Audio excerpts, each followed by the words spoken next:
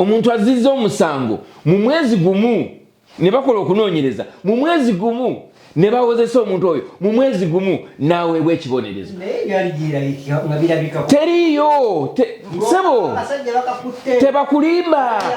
tebakulimba nti waliwo omuntu azza omusango ng'agulowoozezaako kwolwo lwennyini naye kaakati kyentegedde ku bannayuganda kintu kiralamu kiki singa baluddewo nti asajja ke bakwatanga mulabye ddala bamutemye wulira kakalaamu yamaze emyezi emeka nga tebamusaliranga ekyomukisa omulungi omusango gwawedde tulina eddembe okugwogerako kati kansooke nkuwe kino njogera bino nga njogera ng'omulwanirizi w'eddembe nsobola okulwanirira eddembe ly'abaana bali abaatirimbulwa nenwanira n'eddembe ly'omuntu eyatirimbula abaana ku mulundi guno sigenda kunoonyeza justice ono eyatirimbula abaana noonyeza justice abaana bali abaatirimbulwa ne abazadde baabwe ebimu ku bye balese emabega ze zandibadde nga bonogamba nti nno banziyite footnotes oba footsteps ez'omusajja oyo ebbanga lye yava e Uganda mu America badde abeera luddawo Virginia ewaani tokiraba we need to know essimu etaweza na $5,000 jampa ey'emitwalo 4 tosobola kusiba muntu n'amala mu kkomera emyaka 2 ng'omusibira jampa era nze guno omusango nagwagadde nnyo engeri gye gwatambuddemu nze nabadde ku bbali eno nga neetegereza ngamba okay yes nga nkuba ngalo nti awo we tubaagala beevuze bokka ne bagenda paka we baaguddeyo mu kinnya otherwise olunaku olwaleero tugamba nti gye bayite mmanda wa bwanika ne mu kooti kati yatuuseeyo yabaanise nti ebintu bye bakola okumma abantu justice so nga ate obuvunaanyizibwa bwabwe kuwa justice eri omuntu yenna ku mulundi guno kyatulaze nti tebalina justice gye bawa bantu bavuganya gavumenti ya Museveni nze kyenasinza okuyiga mu musango ogwo kakati awo sisobola kugamba nti muwolereza nze siwolereza batemu siwolereza babbi siwolereza bali banguzi mpolereza omuntu oyo anyigirizibwa oba bamutta oba bamukola batya naye ndi sure nti abazadde era tebagenda kufuna kye bayita justice mu mwana oyo eyatta abaana baabwe olw'ensonga nti wagenda kubeerawo kyewandiise okwerabiza kati omusango gwo kamera zigenda kuguvaako kuba tegukyalina maanyi nnyo batuuse kyebabadde baagala naye nga ate mwandibadde mwagala okumanya bwe yava mu kooti ki ekyaddako ali luddawa ne mbifollowinga temugenda kuddamu kukola temugenda kuddamu biwulira ajja kubeera eruzira Museveni tagenda kusayininga okuttibwa kwe Museveni tagenda kusayininga so nga ate singa yabadde ayagala okulaga nti kino kye yakoze omwana kikyamu olwandivudde mu kooti bwe wayitawo ennaku ziri ze nkugambye nga tannakola apiiru Museveni asseeko omukono ensi erabe nti omuntu eyatta abaana b'abantu yakolebwako bwati omanyi Museveni ono anti bwe mbeera nga ndi pulezidenti nkikola yes bulungi nnyo omuntu nyina ebintu bino nsonyiwa nnyo nze nganze omuntu nsonyiwa nnyo naye kati nze nganze omuntu kyenkola nga ndi mu ntebe y'obwa pulezidenti bwe mba ndi mu ntebe y'obwa pulezidenti mba sikola nganze omuntu mba nkolanga constitution bwempa amaanyi n'okundagira oba okitegeera naye bwe mba nze nganze omuntu nsobola okugamba nti no sigenda kusalira muntu musango ate n'oyo sinze mba musalidde omusango eyasaze omusango ye mulamuzi eyagambye nti genda bakutte kati nze nenzikiriziganya naye nti attibwe nenditeekako nensayininga bulungi nnyo wali n'agenda ye nga sse banne ekibonerezo ky'okufa tekimala kusayidira okufa si kibonerezo kiki ekisingako omuntu gwe basalira omusango ne bamugamba nti nno olibeera mu kkomera obulamu bwo bwonna obusigadde ku nsi asobola okubeera nga yejjusa era bw'afuna omukisa okukwata microphone okuwa testimony ayinza okugamba nti ladies and gentlemen I did a regrettable act killing 4 innocent children. I wish I never moved out of my house on that day. That person sends a message. A dead body sends no message. You are watching the Answer Channel, a solution to every situation. Subscribe right now. Oli muna Uganda wangalira mu diaspora, America, Canada, Australia, UK oba Germany ng'okola emirimu ebiri ku esatu wabula nga tofuna kadde kawummula oba kwebaka naye nga tokyasobeddwa lwaki ssente z'olina ku akawunti yo tezeeyongerako toli wekka bangi kuffe twaveeka n'ebirooto eby'amaanyi wabula oluvannyuma ne twesanga nga tukolerera kusasula bills zokka tusuba okubeerako ne famire zaffe era nga tuwulira tetulina kye tuyinza kukola kukyusa mbeera eno wabula singa nkugamba nti waliwo enkola esinga eya franchise digital business ebaddewo okumala emyaka 5 mugumu mu nsi yonna esobola okuyamba okukolera ewantu wonna kasita obeera ne laptop oba essimu ssaako ne wifi nga okola n'omulimu gwo ate ekirungi nga teweetaaga bukugu bwonna bwa tekinologiya ng'ezimbiddwa okuyamba abajja ku kyeyonga ffe okwekolera ensimbi esasula obudde bwo wamu n'ebyo by'osobwa tukutendeka ne tukuwabula ne ku buli mutendera ng'oyambibwako abantu ab'enjawulo abategeera gy'ova tetusuubiza mpewo wabula yeno sisitimu gy'osobola okutandika okuyiga leero bw'oba okoye okukola essaawa ennyingi nga teri kuwummula nga te tulina kyolaga kizivaamu nyiga mu linki eyo wansi okumanya ebisingawo okuba ku simu ya Gerard Seguya oba gwe mumanyi nga Kakalaamu the Answer ku +1647 821 8189 oba kyalina omutimbagano www.g-viepena.com. Kumukutu wagita The Answer Channel. Yes sir. Yena josinziro kwate ngo tulaba ogenda kumukutu kwa YouTube noteka kigambo DA nolikawo space notekawo Answer nolikawo space notekawo channel. Ojasala nnyo kwate ngo tulaba era ojasala nnyo kwate ngo tufuna nze Kakalamu The Answer buli lwa mukanga ba buli weekend mbira ne mwami Matovu Junior then ne wiki wana kolesano ba Monday kusaidize obangu tulabira Uganda mbira ni mwami Kaye Wisdom era nakutumira nnyo nange Kaye mutumira Wisdom Kaye mutumira omanyi Kaye nkugamba nti abantu bange wentula nabo mba njogira n'omuntu ngambala omuntu ono we muyisa amerinnya ly'omuntu ono alibakatya wempuliranga amumuna ng'omanya nti kyayi kati bagatta bulungi buli omu ayagala kweragako munne nti nze asinga obanze esimayo yaliwa kati njibala nnyo nakikola nnyo n'eyisimu oyo nga omuyisizaamu oko erinnya ly'omuntu ng'ayinza obutakunyega n'atakyeyongerako n'omanya nti kugamba nti abamu baleke basigale baleke gye bali n'omanya nti kati oyo kati amuyisizaamu naye kati nasooka okutegeera Kaye by that time ndowooza nali bankolera ku radio ya Bishop David Kiganda Daudi Salongo Kiganda kati bali ndowooza entalo nga baagala n'aba gospel music okuvaayo gye baali omanya ba gospel abo baali beetwala okuba nti ba Katonda nnyo si bansi kakati ate yasinga okunyumira yali musajja gwe bayita Pastor Wilson Bugembe nkutumiddeko nnyo lumu tuba tuli awo ku Light Church mu parking ne boogera ku Kaye naga Kaye you know nalaba omulenzi ngajja aze ku church awo nga yeyanjula nga president wa gospel artists sebo Kaye yaliko president wa gospel artists naye nga Bugembe akugamba he has been a gospel singer tanfunanga y'okulonda kwonna tayitibwangako naye agenda okuwulira nti Kaye Wisdom ye president waawe yagamba I looked at the guy ningamba Mukama akola ebyamagero nemumulekalerayo mu kyamagero kye so Kaye is one man. I would say Kaye is a self-made man.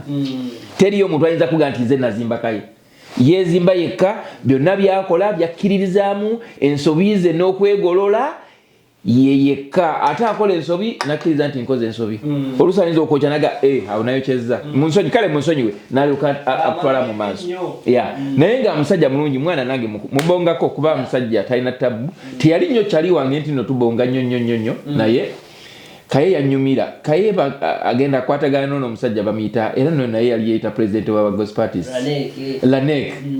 Lanek yali muyayi Lanek ndoza yali musajja mufere omanye kanisa ezo zirimu abantu abakyamu bajja ne beebaka Laneka yamanya nti kakati wano wenyingira mu bano n'asooka wakaye benzi obimanyako sole wagikola kakati kati ate Laneka endoza gaayagala okuzayo benzi nga kayo already amaze okuraisinga ba eri haya abeera mu benzi open roof amuga kalegezo gikwateko ojja kumanya nti nze ndi mwana wa mulaalo simanyi baba kyabonga naye kaye nkutumiddeko nnyo ata bukira ddala benzi yagitwala ku Panamera awo ebukoto bagimukanikire yamulema kaye nanga lwaki agitunda alayi kamu yali agagimuddiza bayamala agimuddiza bagisula kasasiro simanyi Laneka ayinza okuba yamuloga golooza nti no buli abeera ku kanisa y'abalokole abeera mulokole yasooka giwa Levikson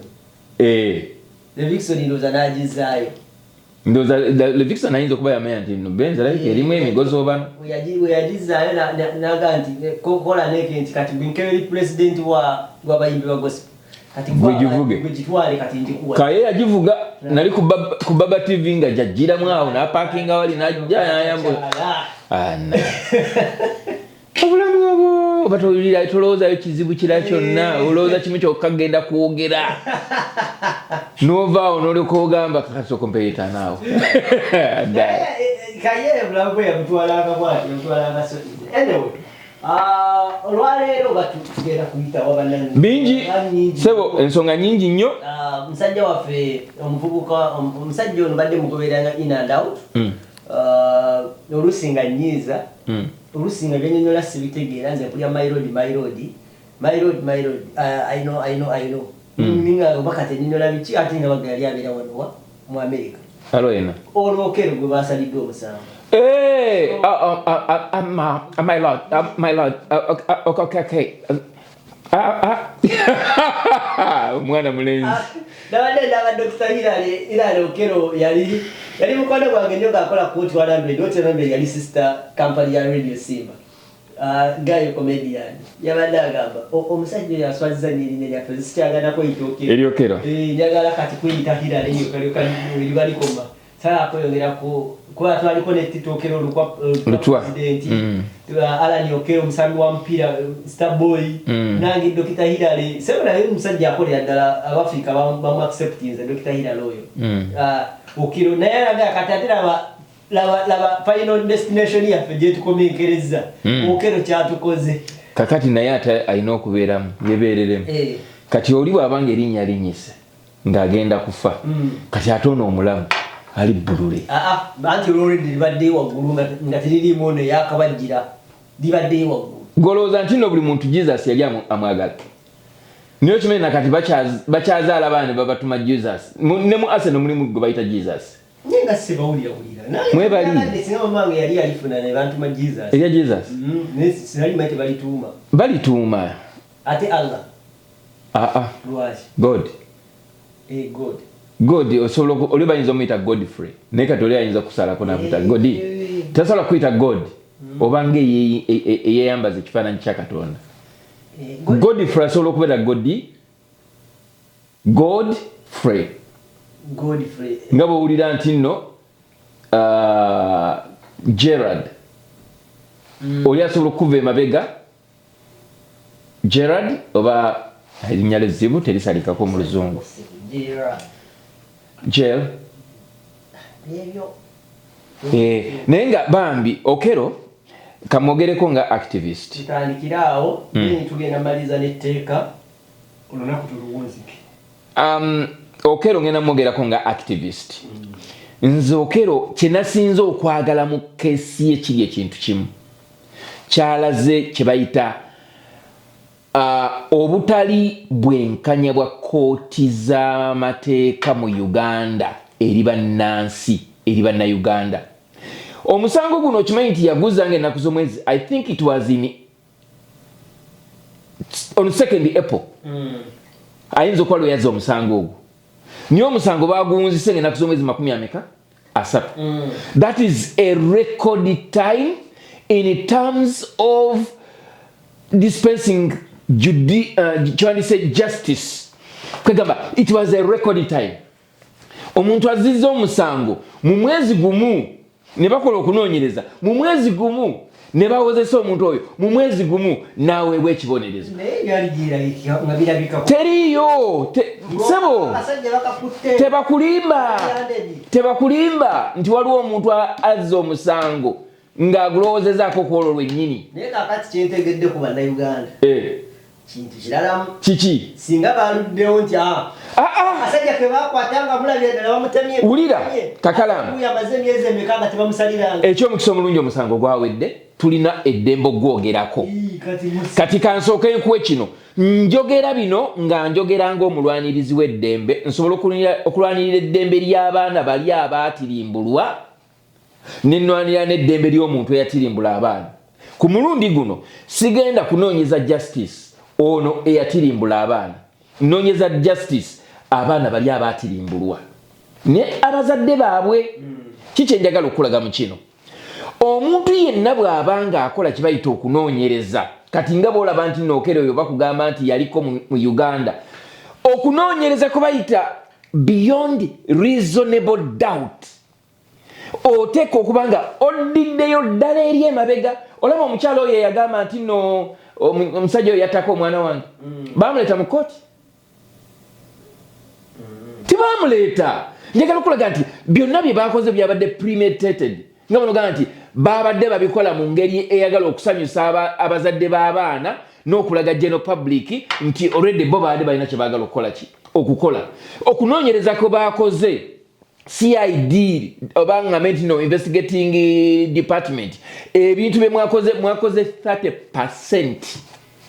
Era omuntu yenna singa looya yabadde ayagala omanyi nti waliwo okuzaalibwa mu Uganda nakyo si kyawe kino nkikugamba kuba kati ssaawa zino ate mbadde mayogenda kuvayo oba ogamba nti ekyo kyawedde nedda ssebo kyawedde naye tekyawedde mu ngeri ematiza kati omanyi engeri gye kyaweddemu baawadde abazadde kye baabadde baagala nti ono agenda kuttibwa naye actually nga tonabagamba nti naagenda kuttibwa process mwoyita okumusingisa omusango buli muntu n'agamba nti mu butuufu omusajja omusango gumusinze bye twalabye teyabadde due teyabadde nga banogamba nti okunoonyereza kwe baakoze bane mujja kukiriziganya nange okunoonyereza kwe baakoze baayise ku ngulu nze ebbanga lyera lyengoberedde emisango gye Uganda emitono siwulirako nti buno bagenze paka ne musaaki gundize zabadde asaakinga search engine bakebere biki byadde asaakingako emabega biki byabadde alaba kigendererwa kibadde ki ne baleeta banneiba ne baleeta simanya bapangisa emmotoka ne baleeta abantu olujjudde community court n'etuula buli kimu katemba abadde buli kaseera ebidaala biggwa enkuba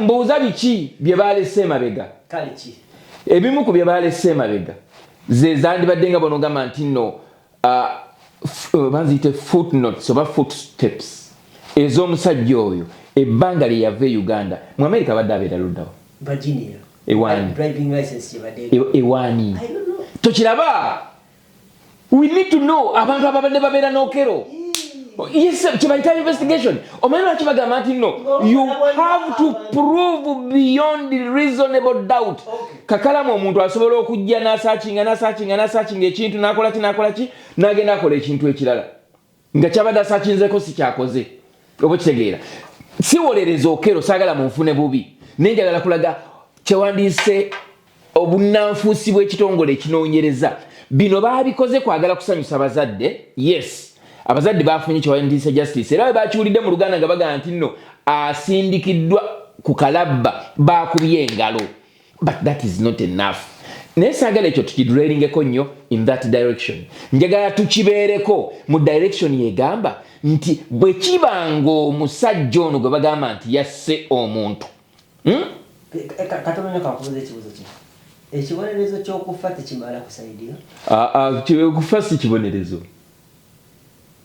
kiki ekisingako omuntu bamuwadde ki ddamu ekyogere ekibonerezo bwe bakubonereza baba baagala okyuke oba ofuuke ekyokulabirako omuntu afudde tabonerera omuntu afudde oba omuyambye n'okumugjawo amangu tafuna na peyini omuntu gwe baasalira omusango ne bamugamba nti nno olibeera mu kkomera obulamu bwo bwonna obusigadde ku nsi asobola okubeera nga yejjusa era bw'afuna omukisa okukwata microphone okuwa testimony ayinza oga nti ladies and gentlemen, I did a regrettable act of killing 4 innocent children.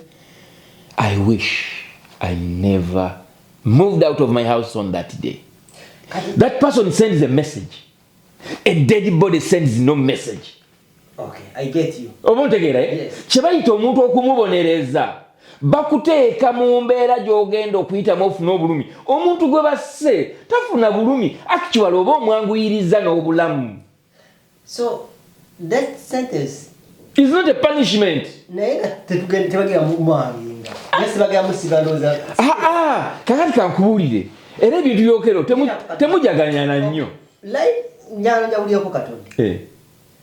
Omusajja bagenda mutiga bamusibe bamutte oba bagenda musiba mayisa paka kufiirayo. Bwana ayitawo ennaku 14 ze yabagambye zalina okukoleramu apiiro. Bwana ayitawo ennaku 14 nga apiiru ye tennawo kubeera lodged in nga tannaba kwapiiringa. Ekyandibadde kiddako awo President Museveni kuteeka mukono ku death sentence gye baamuwadde mu kooti. President bw'ateekako omukono basobola okulondawo tugenda kumutta nga tumukuba amasasi mu lujjudde, tugenda kumutta nga tumukuba empiso gyewandiise silo death, tugenda kumutta nga tumuteeka ku mugwa nga bwe twalaba Saddam Hussein bwe bakola ki. Kakati waliwo enzita mu mateeka eri prescribed naye tesobola kubeerawo nga president tataddeeko mukono. Museveni yalina okutta era president yeka yatta. Kati ono yalagidde attibwe ate era president ayinza okugamba nti tattibwa kubanga president alina prerogative esonyiwa omuntu yenna asingisiddwa omusango, so si ali mu kkomera nga ateereddwako emisango egitategeerekeka.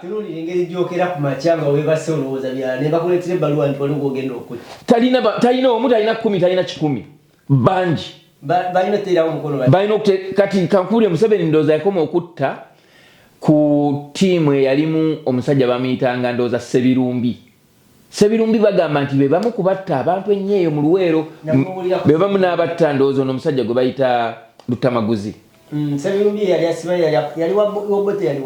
Yaliwo bote naye nga mu kiseera ekyo Museveni okutta Sebirumbi alina abantu ba Museveni boyinza oga nti abamuyambako ennyo mu lutalo beyatta. Yensonga ki naye yakola ki? Yalagira battibwe. And from that day onwards tebaddangamu kutta. I don't remember. Sijjukira ng'eki gye bamutta. Yassaako omukono ne bamutta. Kama asaba okere ku mate baluwa ekuli ku meza tugenda kusayiningira omuntu afe kubanga yegwe president. President saga. President asobola okuleeta tewandiise obulamu oba okukomya obulamu bw'omuntu yenna kasabeera ng'afuuse a problem to the country gy'akulembera. Ekyo kiri is a practice across. Asisegereza nono omuwala we yali wa Iran yali wa mu Uganda gwakwatira bagenda kumutta mujase mukama. I think it was Saudi Arabia. Naye nakati bamutta. Simanyi. Nauli abagamba bamuhangiza kigeza naye yakola apiru gwa byasirikira. Simanyi. To be corrected banaye we byako muntu tera mu account buli byako mu muwala oyo. Naye nga kyenjagala okulaga kikino nti guno omusango gwa exposinze nnyo judiciary nti kutta uliriza wendaga kutta abaana ba National Unity Platform ne bateeka mu makomera bamazeeyo emyaka 4 tebabaleetanga kuwoza. Emyaka 4 5 6 bamachete bamaze emyaka 6 7 mu kooti raba makomera tebabaleetanga kuwoza. Ekitongole kiramuzi balese bakikunamiza. Waliwo omusango gw'omukazi gwe bayita Mole Katanga agambibwa okuba nti yattabbaawe. Weebuuze up to now lwaki omusango ogwo teguwozesebwanga ne buggwa. Waliwo emisango mingi nnyo. Abasajja abatta ani ono Abiriga waliwo owuliddeko nti baali babakutte. Abatta Kaweesi waliwo owuliddeko nti baali babakutte. Emisango mingi nnyo. abantu bangi nnyo abakwatiddwa nga balina ebintu bye bakoze ne baterekebwa buterekebwa eyo. Kakati guno omusango nze ekyokuyiga kye nasinze okufunamu kiri kimu bwe kiti nti okusiba abaana ba National Unity Platform mu makomera yonna gye bali, it is a deliberate move by the ruling government nti bano tebalina ddembe lyabwe kwewozaako either okusingisibwa emisango oba okwejjeerezebwa. Kuba omusango omuntu bw'akola okunoonyereza n'aleeta obujulizi mu kkooti ng'agamba nti no Matovu yakola bwati ne bwati ne bwati, ne bamulumiriza. Matovu addembe okwewozaako ng'agamba nti bye baŋŋamba saabikola oba okubikkiriza ne tudda ku leva eddako. Akireewo kivumbi. Muganda wange Edi Sebuufu, Edi Mutwe bagambibwa okuba nti babba esweta, tebatta muntu. Bagambibwa okuba nti babba esweta n'akasimu ka mitwalo 15. Bamaze ebbanga mu makomera nti singa ne bwe bandibadde nti no babasalira omusango ne gubasinga, ndowooza gye wandiise nga small theft babeera myezi egi nga bamusibye ku myezi 6 oba okusiba emyezi 3 n'osasula. Otherwise balina n'okugamba genda okole kye bayita community work. Essimu etaweza na mitwalo 5, jampa ey'emitwalo 4, tosobola kusiba muntu n'amala mu kkomera emyaka 2 ng'omusibira jampa. Era nze guno omusango nagwagadde nnyo engeri gye gwatambuddemu. Nze nabadde ku bbali eno nga neetegereza ngamba okay yes nga nkuba ngalo nti awo we tubaagala. Beevuze bokka ne bagenda paka we baaguddeyo mu kinnya. Otherwise olunaku olwaleero tugamba nti gye bayite Manda wa Bwanika ne mu kkooti kati yatuuseeyo yabaanise nti ebintu bye bakola okumma abantu justice, so nga ate obuvunaanyizibwa bwabwe kuwa justice eri omuntu yenna. Ku mulundi guno kyatulaze nti tebalina justice gye bawa bantu bavuganya gavumenti ya Museveni. Nze kye nasinze okuyiga mu musango ogwo.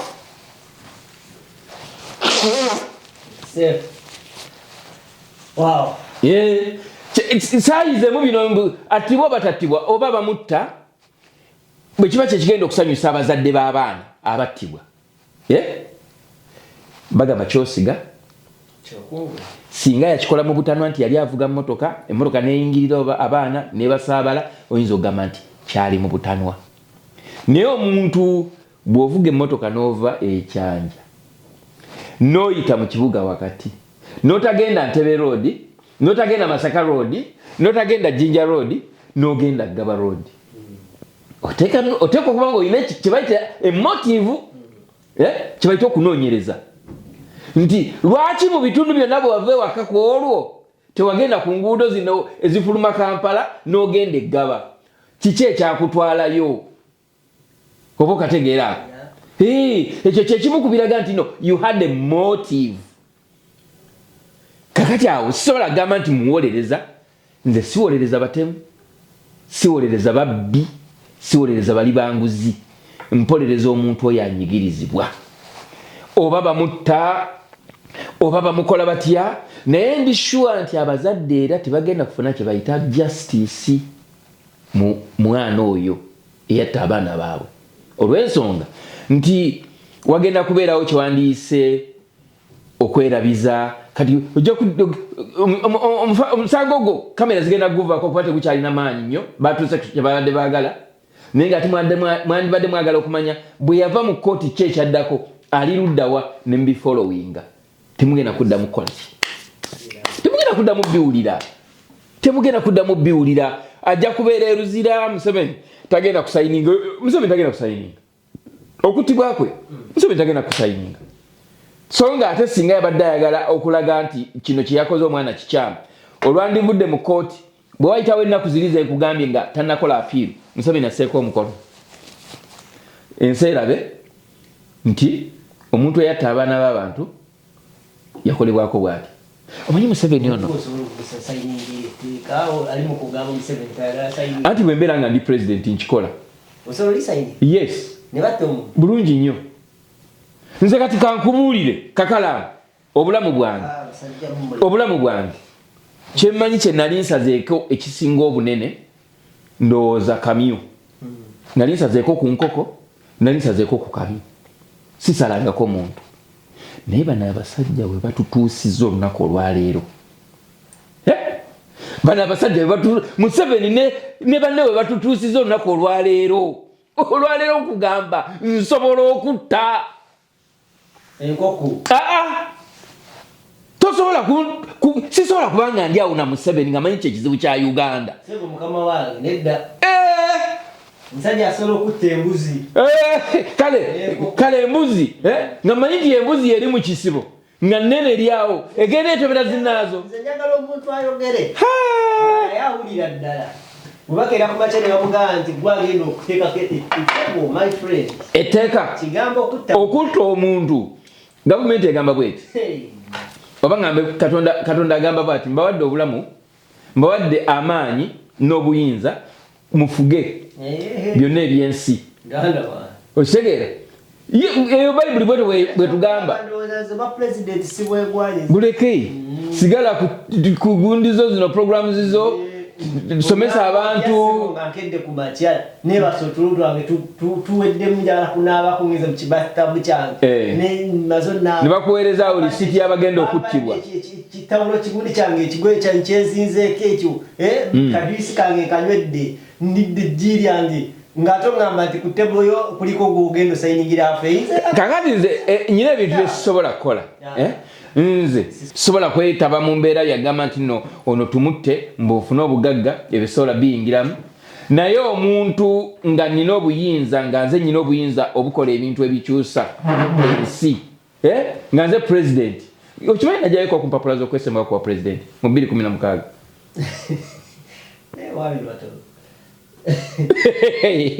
otaga ninsene nazijayo sebo nga bakyasasula miliyoni 8 era ffe bamu ku bakiteekayo ne batuteeka mu miliyoni 2 nenga kabulangane n'embivako kakati awo mba nsobola okubeera n'obuyinza obutta omuntu naye kati oyo Okello agenda asasulire okyogeranga obwali kubalaata mba nsobola okubeera n'obuyinza obutta omuntu andi obeera president aba president sebubeeramu olina obeerako ko neigunda erimosi sebo nkimanyi naye ati kati kambuuze Kakalaamu ani gwosinga okwagala mu nsi eno nga oyinza oga nti ono omuntu wange mwagala kasisobola kukeera kubatane nti ono buli akola obulungi simulinako buzibu mama we gyali tata gyali omwana wange gyali mukyala wange buli omu byonna ne baganda bange kale sigenda kukigeza kankireke mbale nageza naye kankireke kambaleke nze kati nga bonoga nti omuntu nga nze ng'omuntu nyina ebintu bino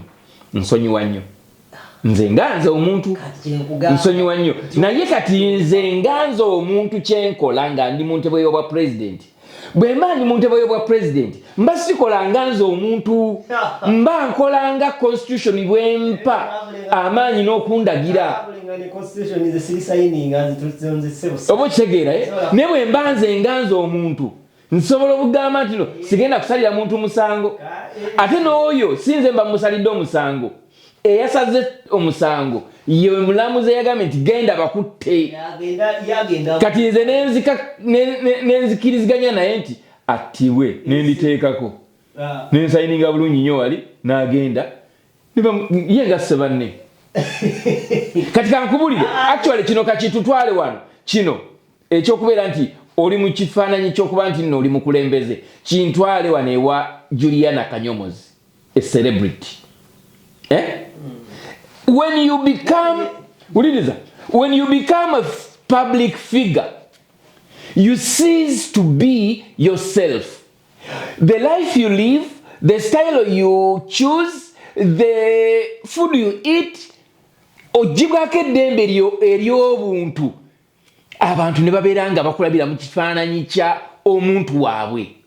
That means omuntu yenna abeera mu kye twandiyise public figure image nga Juliana Kanyomozi bw'akola ekintu abantu tebagenda mumujajinganga nga banoga nti an ordinary person bamujajinganga omuntu gwe ba owninga okategera akantu ako nalaba Kayenga yali akomentinga ku misinde gyaliwo last week okitegeera nga akugira ekifaananyi bwekityo omuntu bw'olivinga gye twandise celebrity life you are deprived of your privacy.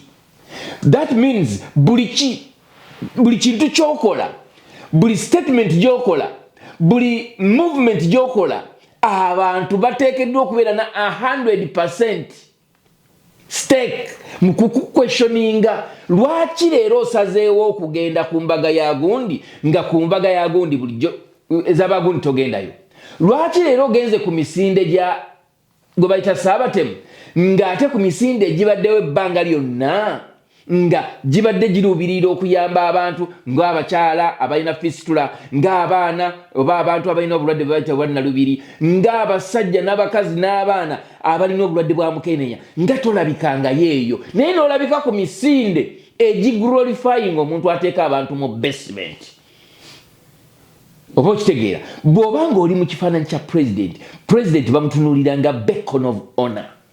Bw'obeera celebrity but celebrities mugibwako n'endowooza yammwe ne mubeera nga mulina kulowooza ng'abantu abo ababawagira bwe babalowooleza baba kusuubira okubeera mu kintu ekinyiga abantu abangi kubanga abantu abangi ye community yo be bakusupportinga be bakuyimirizaawo. Buli w'obeesamba ne weegatta ku bali ababanyigiriza baba tebasigazaawo kyakusalawo okugjako okuviirayo ne bagamba nti nedda ekyo kyokoze si kituufu ate oba tolina na right kuvaayo kwedifendinga. Bw'oba ovuddeyo n'oyogera wandibadde ogamba bugayi nti bannange bwe mmanga mwakitutte bubi munsonyiwe omwaka ogujja nja kugenda ne misinde gya kabaka period tewennyonnyolako olw'ensonga nti you are not living your life. Once you become a celebrity you become the property of your supporters. Bw'oba toli bangi nnyo abatali ba celebrity Kakala ani abafaako naye baba na omukyala ate twa wiki ewedde nali baye kiwedde era mumuzeemu si kumuddamu kati byenjogedde Kakalamu mbuuza byenjogedde kaye bye yayogera asigazeeko okwo ku mikwano wulira byenjogedde kaye bye yayogera si byologedde naye kati mubuleke ati nze nkulagako Juliana ti yali ayambyeko mukutu guno gwennyini gwoliko wulira ayina omwana gwe yadduukirira gwe bali bokyeza omuvubuka bamwokyera mu nnyumba ekawempe.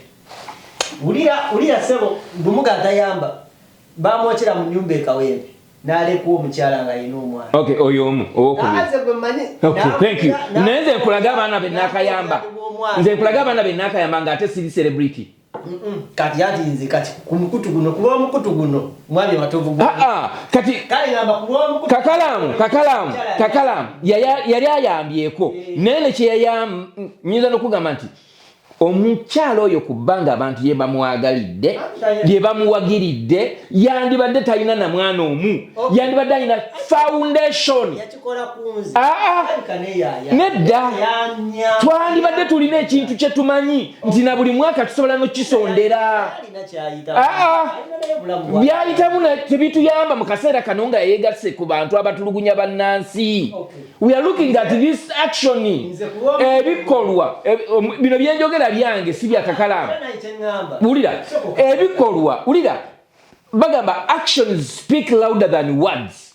Kakalamu ebintu omuntu by'abakoze tasobola kubizzaayo. That appearance omukyala gwe bayita si mukyala omumbejja Maria Mudagira omumanyi muwulira nesi mumanyi okimanyi nti alina obulamu bw'atambuliramu n'amanya nti no kino sijja kigendamu kino nja kigendamu.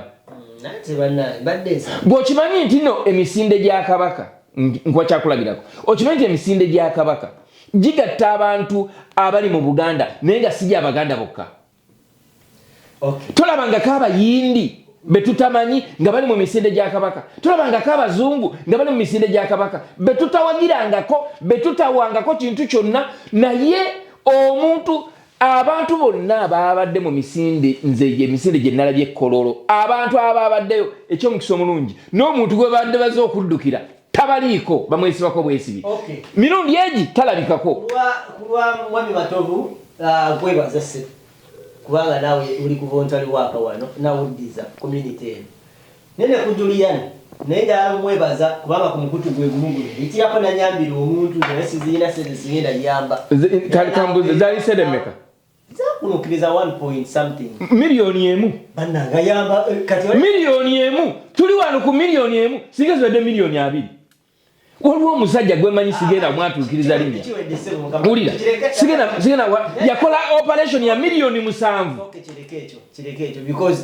bali kye bali milioni emu gye tuliko wano bwe yayamba milioni emu tategeera oli omwana bali bamugoba mu nyumba nga alina olubuto bamubanja kakati era akyaliko eyo milioni emu nakana akyaliko eyo milioni emu kati obadde agala tukole tutya tukireke yayokeza akkirize amazzi gamwokye paka we ganakala omanyi bw'okwata ku muliro ne gukwokya towonerawo wamazi buliyana nzikize wamma nedda she's so selfish she's so selfish mpozi yayagala tugamba nti omwana gwe yazaala mwana wa mukulu ali selfish nnyo ali selfish nnyo nedda omwana atukubireyo akayimba nayamba omwana owekawempe myezi 9 nga talina kati olwo mama fina yakola atya mama fina mbuuza mama fina yakategeka ebivulu emeka twakamuwagira emirundi emeka mama fina agulidde abantu emmotoka ya milioni 30 mama fina awadde abantu capital azimbidde abantu amayumba kakati onowa milioni emu mama fina abeera ku live nagabira abantu empologoma ya milioni 2 kitundu naye onowa milioni emu sagana nakuddamu kuwulira milioni emu nedda wamma twala eri bamuwagidde for the last 20 years bulindoza milioni emu singa yagamba obwawa tetukuba bulango wano ku programu eno oli munnayuganda wangalira mu diaspora America, Canada, Australia, UK oba Germany ng'okola emirimu 2-3 wabula nga tofuna kadde kawummula oba kwebaka naye nga tokyasobeddwa lwaki ssente z'olina ku akawunti yo tezeeyongerako toli wekka bangi kuffe twaveeka n'ebirooto eby'amaanyi wabula oluvannyuma ne twesanga nga tukolerera kusasula bills zokka tusuba okubeerako ne famire zaffe era nga tuwulira tetulina kye tuyinza kukola kukyusa mbeera eno wabula singa nkugamba nti waliwo enkola esinga eya franchise digital business ebaddewo okumala emyaka 5 mugumu mu nsi yonna esobola okuyamba okukolera ewantu wonna kasita obeera ne laptop oba essimu ssaako ne wifi nga okola n'omulimu gwo ate ekirungi nga teweetaaga bukugu bwonna bwa tekinologiya ng'ezimbiddwa okuyamba abajja ku kyeyonga ffe okwekolera ensimbi esasula obudde bwo wamu n'ebyo by'osobwa tukutendeka ne tukuwabula ne ku buli mutendera ng'oyambibwako abantu ab'enjawulo abategeera gy'ova tetusuubiza mpewo wabula yeno sisitimu gy'osobola okutandika okuyiga leero bw'oba okoye okukola essaawa ennyingi nga teri kuwummula nga te tolina kyolaga kizivaamu nyiga mu linka eyo wansi okumanya ebisingawo okuba ku simu ya Gerard Seguya oba gwe mumanyi nga Kakalamu the answer ku +1647 821 8189 oba kyalina omutimbagano www.g-viepena.com.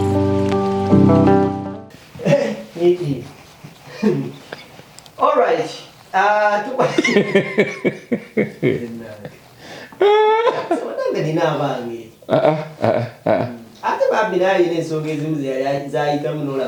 Fena tulina bye tuyitamu Kakalamu naye olaba Kakalamu gwe buli show ya muyimbi walinga ogigendamu e Kampala si buli emu webali nnyo kimala ekyo ensonga yange yali yanjawo ekyakutwalanga nti ngeze kuwagira wagendanga kukola so abamu naye tewaliwo show ze wagendangako n'otajjako nannyini show interview era nalimba jjako ng'ojjako bano ab'ebbali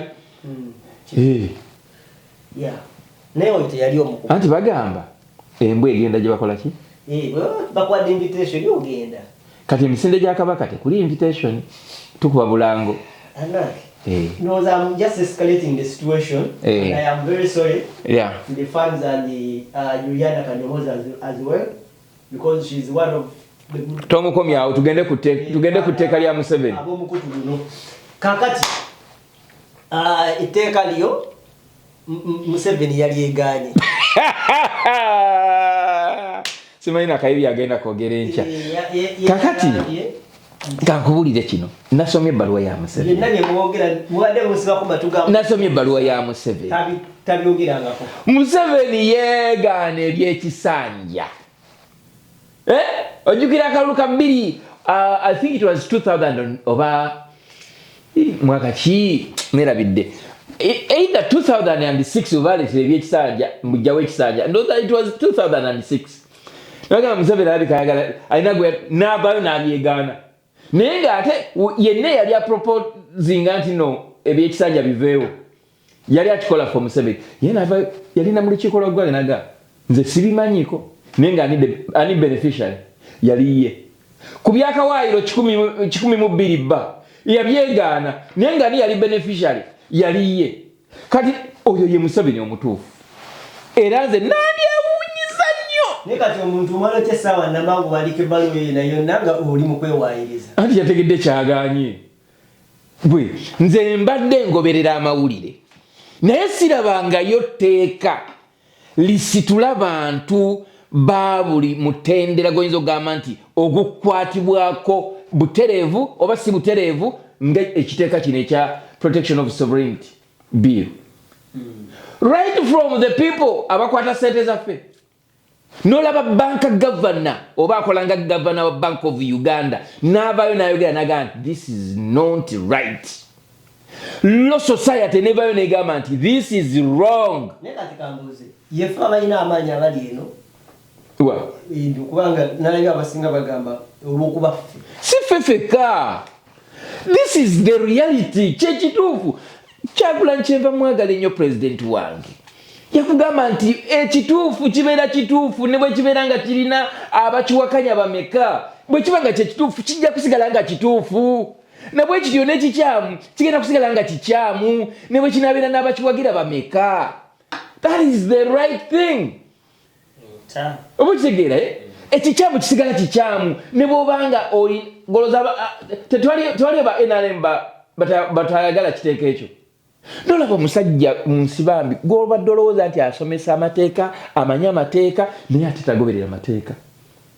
yanze bambi yabagambye agyetaagira ddala ng'okimanyi nti alina akantu keyayogedde kakalwadde bakamubuuza kakakukubireko wano tutambule bulungi nkoze bubi nsonga ye nkoze bubi likiwalinga ki kuba etteeka lijja okubaako kyeritangira kirisobola okutangira be bantu abeyibaala ne babeera ebweru mu biyumba ne bagaa nti oli gundi yafa omuntu yafa ne bagamba Uganda nfuufu nnyo mpa ekyokulabirako waliwo omukulembeze eyeesimba mu byokulonda n'awangulwa oba n'awangula tewali amanyi n'ava wano n'agenda mu palamenti y'e Bulaaya n'ayogera n'ataakaka n'agamba ekiri Uganda kifumba mutuku era waliwo okubba tewaliwo abantu banyigirizibwa tewali gavumenti ntuufu nze gavumenti ntuufu panele ya Bulaaya nega nemubuulira negamba omukulembeze nefulumya ebibaluwa bibakuntumye timujja bunyonyole nefulumya ebiwandiiko ebiga nti okulonda kwe Uganda kwali kukyamu kakati omuntu aleera sente aga eno ensi giteekamu ntya sente kati oli waakomawo wano okujja kumuvunaana newagenda otya toyinza muvunaana byayogera eri kubanga Uganda terina luta ebeta jurisdiction ku mbeera yeeyo kati neteeka ligamba nti wayose bino n'ovumirira ebyenfuna n'ovumirira ebyokulonda nga waliwo akakiiko k'ebyokulonda mu mateeka abantu babatadde mu byapa n'abantu bagenda kulayira olulonde n'aboludde oluvuganya kati ate biwayogedde nga tebikwatagana nabyogere nti wano niba nga tuli wano ekyaddondo webyatulumye omusajja abadde agenda kukola pipeline y'amafuta agambye tayinza kujja wano wafiira buloge kubanga palamenti y'e Bulaaya yagambye bwekyo kakati gwe oyagala bakuleke komyawo naye ononsonyiwa okubuuza kambuuza batulaba banemwe mukyatrustinga entegeera y'omukulu oyo amanyiddwa nga Yusufu Nsibambi mulowooza omusajja oyo yategeera bulungi amaze okwogera naye nayagala bamuleka ayine etteeka specifically ya Bobi baalikolere Kyagulanyi kakati kantandikire na ku pointi ye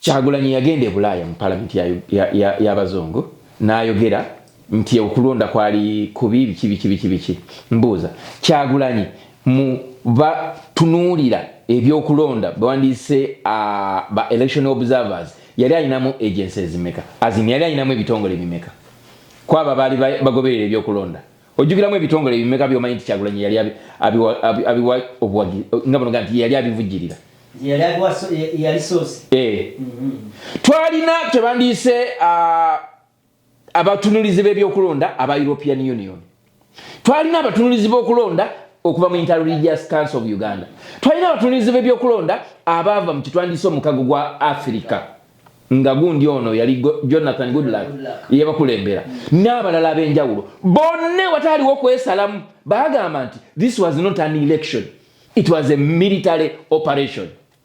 Kakati nsibambi mu bwansibambi bwe ebyo byonna bo bye bayogera ne babisomera ensi ne zikapchalinga ne European Union n'ebifuna abiteeka ku Kyagulanyi ng'omuntu nsibambi awo bategeera ononsonyiwa kakati yakitadde ku ayina omanyi kibayita obukyayi ng'obuyina ku muntu buli kintu ekijja mu mbeera gye wandibadde ogamba nti eri genuine ng'ensi yonna eswa okuswala kwaffe ekurecevinga with honors n'ogamba nti Kyagulanyi ye yagenda eri ku pano oba tugambe nti nokwolwa olunaku His Excellency lwe yali ayogera ng'ayogera eri palamenti ya Bungereza kwaliko n'omukyala omulwanirizi w'eddembe gwe bayita Sarah Birete ye ayina constituency ki gye yeesimbyeko ayina mubaka ki gwoyinza ogamba nti gwalindirira agenda okulayira ye nga tamumentioninze nti naye yalimu abo abaali boogera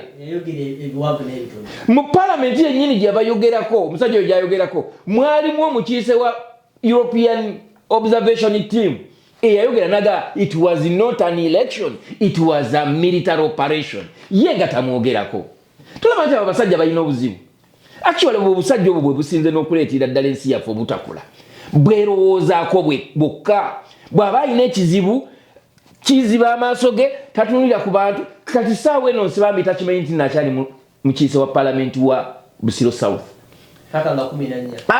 yakimanyi nti takyali mubaka naye ng'akyafuna ssente z'obubaka bakyamusasula ssente olunaku twalonda ng'ennaku z'omwezi 15 omwezi ogwa January tuli mu mwezi katingidde omwezi ogwokutaano yakimanyi nti takyali mubaka waabwe nawuliddeyo omuvubuka yakubidde oba webutebo simabu yakubidde ensibambi nga mbuuza onookomyawo okwesiriwaza ono nga mutiisatiisa kakati essimu yeeno ngenda gikwasa aba security bakunoonyerezeeko kakati gweoyawukanira wa ne bali abakwata abaana baffe ne babateeka mu basement you are one of them. Actually tuyinza n'okulowooza nti nno abaana ba NUP abasibiddwa oba abali mu makomera gye bali because of the people abalinga ggwe ye gweyo muntu omu agamba nti buli mwana wa NUP ali mu kkomera bamufuninako $100 buli mwezi lwaki tebata abaana abo sente ezo ne zitajja tolaba nti abasajja abo oba obwongo omanyi kati yayambala essaati ya yero and when you enter NRM the brain ceases to work. Nola musajja nga professor naye nga takyalina kyalowooza omanyi bw'obeera ng'oli lecturer nga webakabaka ku bwana obuto that is what happens. Oli lecturer okuba omwana max oteekeddwa kubanga mufumbo kitegeeza ki tutandika okuleeta lisiriza abawala bebakangako Makerere gosaaga n'okusaaga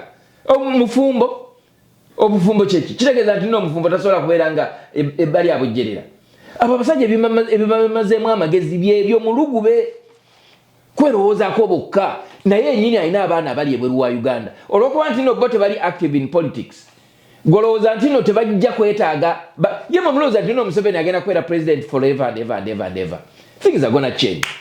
Kakati President Museveni bwe yawulidde nga World Bank ekintu ekikubye Governor of Bank of Uganda ekintu akikubye ebibiina ebirwanirira eddembe ly'abakyala bikikubye ekibiina nalabye nga bali ku lunaku lw'abakozi ku Labor Day abakulira abakozi ne babagamba nti Museveni president twawulidde etteeka lino naye ffe tusa tetukulwanyisa tetuna kye tukusaba naye etteeka eryo nedda n'awulira nga buli buli gyewandiyise ensonda Inter-Religious Council bano bali mu Law Society bonna babiganye n'amanya asigadde mu bbanga ekintu kyabadde kya Museveni era Museveni bw'abanga anoonya engeri gy'agenda okulwanyisaamu Kyagulanyi abuuza who can do that job kati kana akasajja akakulanganza omutwe nga kavaayo nga kagamba how do it amwerekchala na drafting it. How can you draft such a stupid,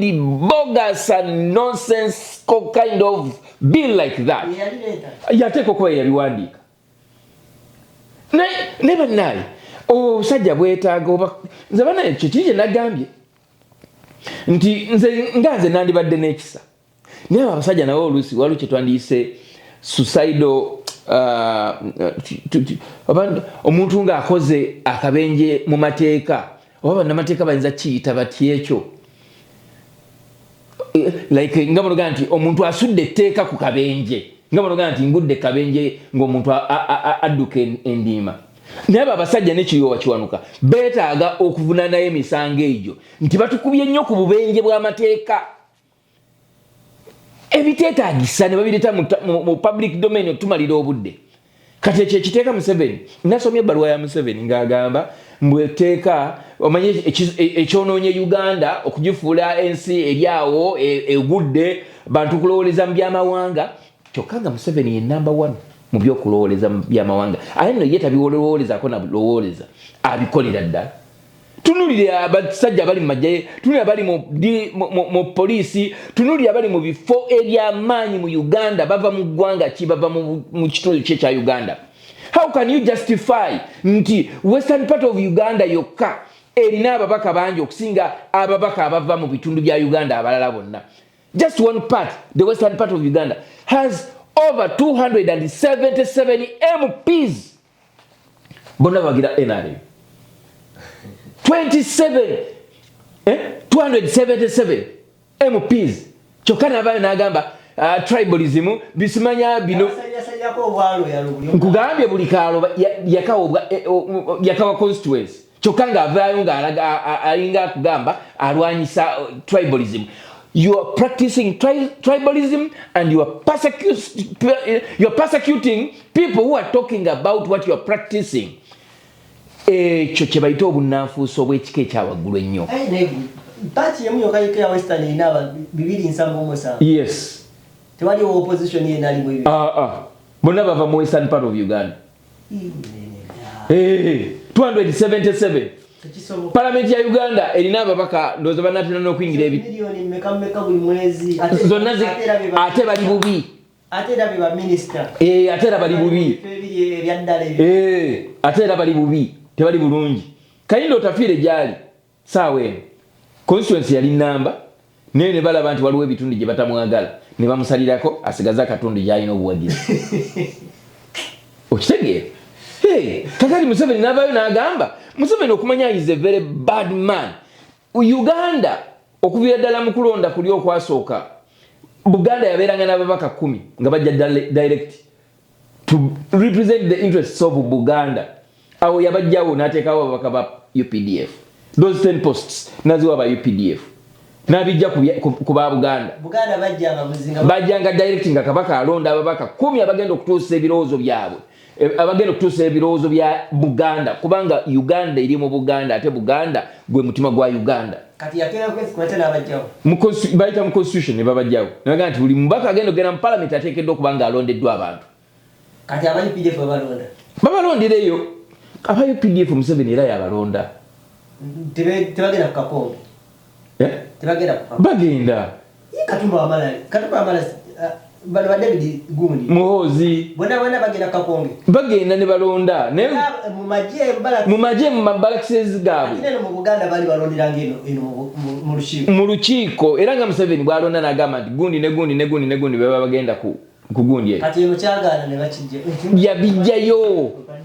Ng'ayita mu mateeka n'abijjayo ng'agamba nti buli muntu agenda okugenda mu parliament ateekeddwa kulonda alina kulondebwa mu mbeera etyoboola. Ng'ajjawo ekitiibwa kya kabaka. Ebintu bingi nnyo Museveni byakoze obwakabaka bwa Buganda ng'ayita mu mateeka. Uganda eri mu Buganda. Uganda.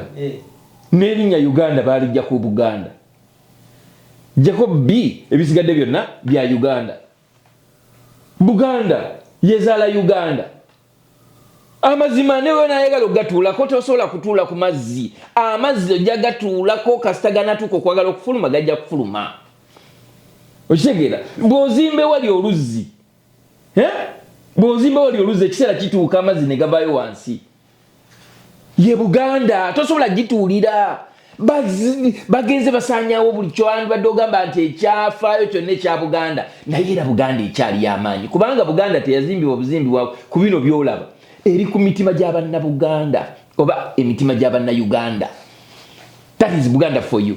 Kati ekyo ekiteeka yagenza okulaba nga buli muntu akigaanye n'agamba nze bye si bye nabagamba n'atuzzaayo mu myaka gya 1900 agreement. Naye nga soka weebuuze kiki kye tusobola okwetengereramu olunaku olwaleero mu Uganda nga bw'ogiraba olwaleero.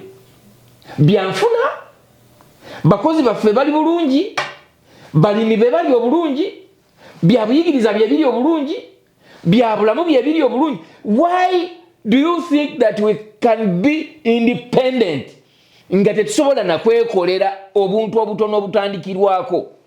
Obwana yagambye mbu amabaati ge bakolera ekapeeka olina okufuba okulaba nga olinnye wali omuti kuba ogalinnya muga oyinza okuyitamu obuyisi.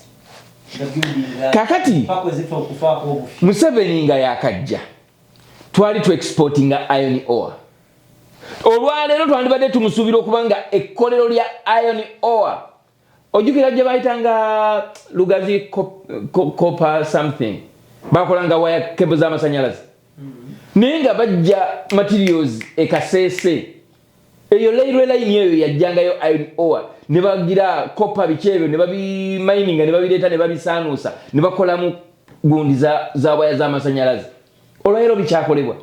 Olwaleero Uganda yandibadde bayita we Bannayuganda bannange era muwulirize nnyo His Excellency Robert Kyagulanyi Ssentamu bino bibagamba sente ze tulina mu Uganda it is enough okutudevelopinga singa zikozesebwa bulungi. President Museveni akozesa bilioni 3 ne bw'atafuluma State House 3 billion zibalibwa nti azikozesezza ne bw'aba afulumye ne bw'aba tafulumye. Oba kitegeera kati ate ezo tetwogedde ku unclassified expenditure. Sente ze tulina zitumala bulungi nnyo naye zikozesebwa bubi.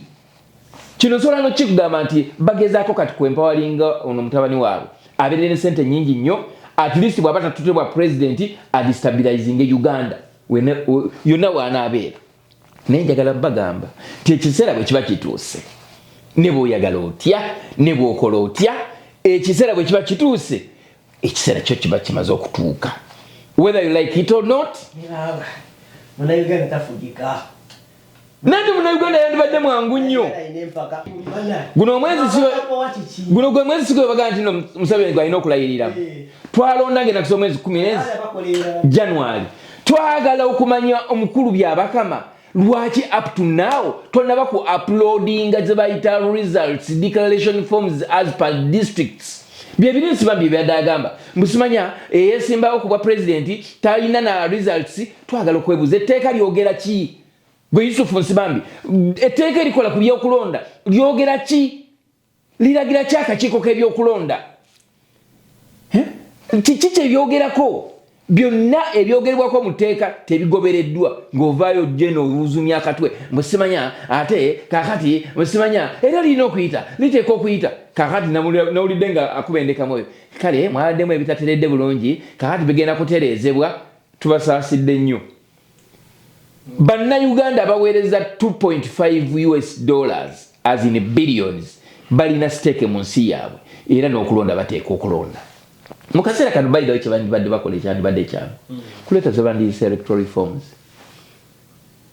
n'okuleetawo zitwandiyise constitutional review reforms as of now kye bandibadde bakola naye obudde bwe basigazizza tebakyaweza na mwezi kiki kye bapapa.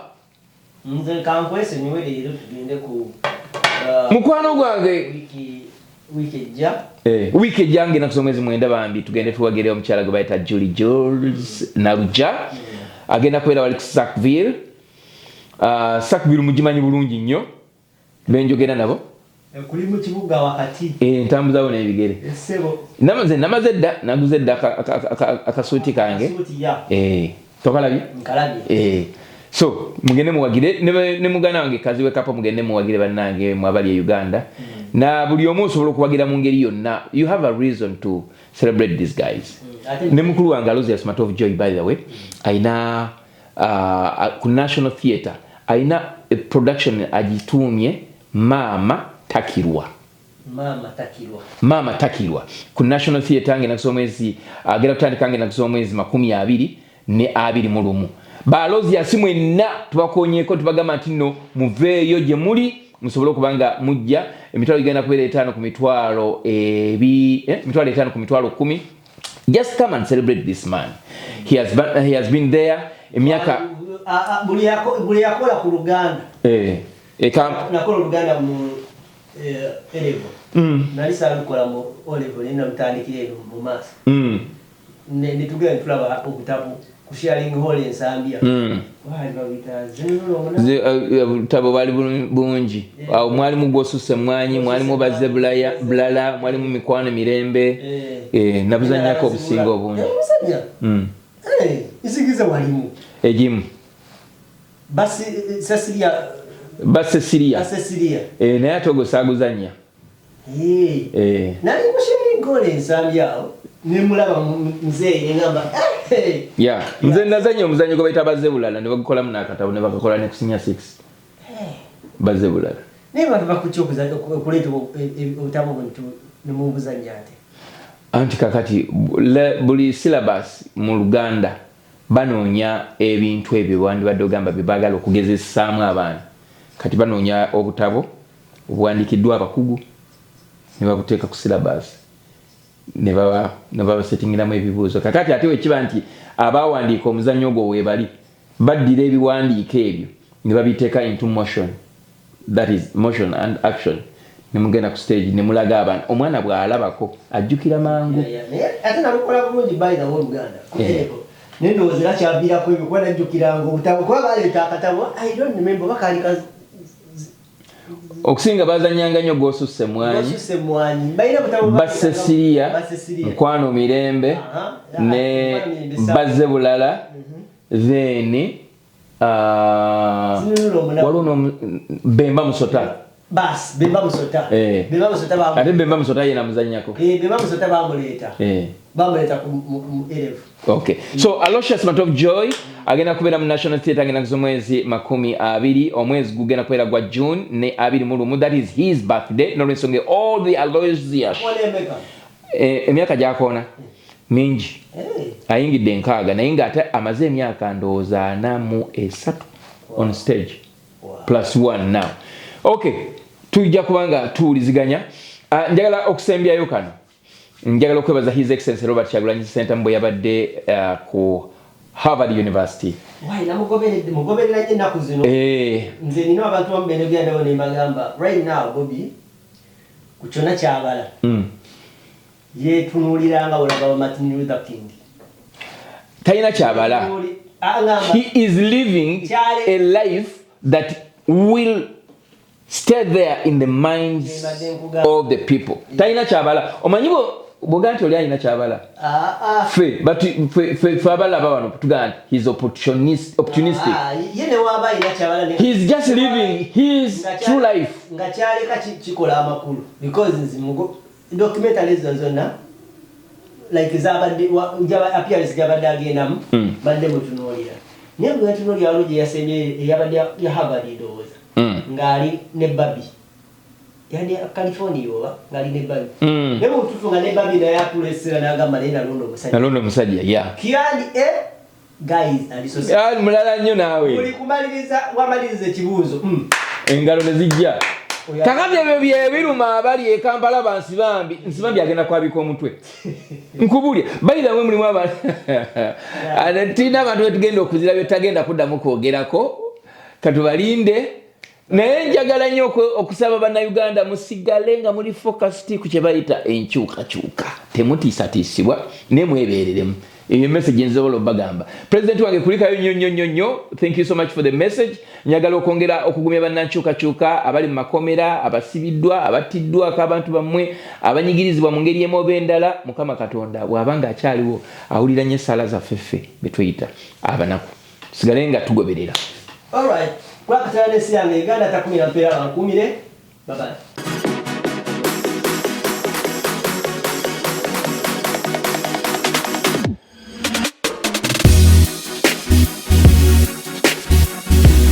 The Answer Channel, a solution to every situation.